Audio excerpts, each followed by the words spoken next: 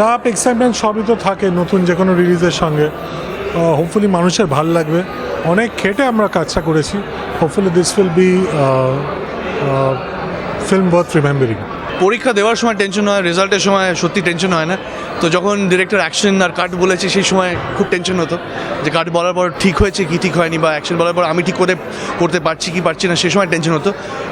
Two be very honest, রিলিজের সময় tension হয় না। আমি এখনও অবধি ছবিটা দেখিনি, আমিও এখন প্রিমিয়ারে নিজে প্রথমবার দেখবো ছবিটা। ডাবিং করতে গিয়ে অল্প অল্প অল্প অল্প দেখেছি, কিন্তু পুরো ছবিটা প্রথমবার আমিও দেখবো, তো আমি ভীষণ নার্ভাস।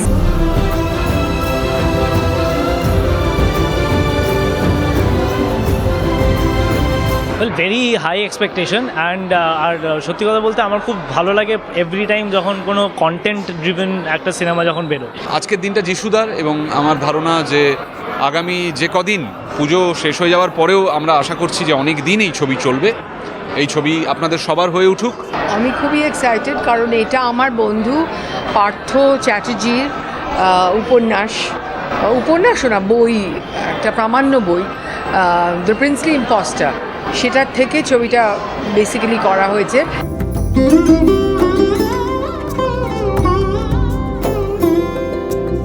আমি অঞ্জন দত্ত, অপর্ণা সেন দুজনকে মাথায় তুলে রেখে দিচ্ছি শ্রদ্ধার সঙ্গে। তাদেরকে বাদ দিয়ে বলছি, কাকে বলবো? যিশু সেনগুপ্ত নাকি জয়া শান নাকি অনির্বাণ? মানে আমি জানি না আমি কাকে বলবো। আমার নিজের মনে হয় এক যে ছিল রাজা রিসেন্ট টাইমসের খুবই মানে কি বলে ত্রুটিহীন ছবি। ত্রুটিহীন বলতে সৃজিতের সবচেয়ে ভালো কাজ। প্রথম দিনে আমরা ভীষণ ভালোবাসা পেয়েছি, সবার রিভিউ খুব ভালো। তো আই এম শিওর পুজোতে এক যে ছিল রাজা ইজ আ মাস্ট ওয়াচ।